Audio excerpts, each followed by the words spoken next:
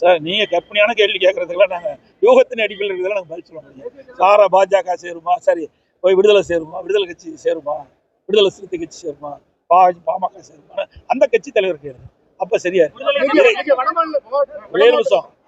நீங்க அடுத்த கட்சி கேட்கும்போது அடுத்த கட்சி தலைவர் கேட்டதான் தெரியும். என்னை கேட்ட நான் என்ன சொல்ல பதில்?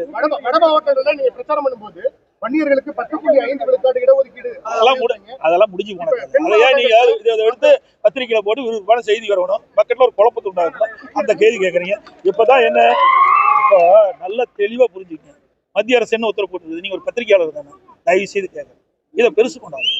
இதை வேண்டுமென்றே திட்டமிட்டு சில விஷமத்தனமான கேள்வி கேட்டு இதை ஒரு பத்திரிகையில ஊடகத்தில் வெளியில் அதுக்கு ஒரு குறிப்பிட்ட பிரச்சனை உண்டாக்கும்னு நினைக்கிறீங்க. அது நடக்காது. ஏன்னா இப்ப அதெல்லாம் தாண்டி போய் இன்றைக்கு மத்திய அரசு ஒரு உத்தரவு பிறப்பிச்சு அதன்படி இந்தியா முழுவதும், தமிழ்நாடு இந்தியா முழுவதும் ஒரு நிலைப்பாடு எடுத்துட்டாங்க.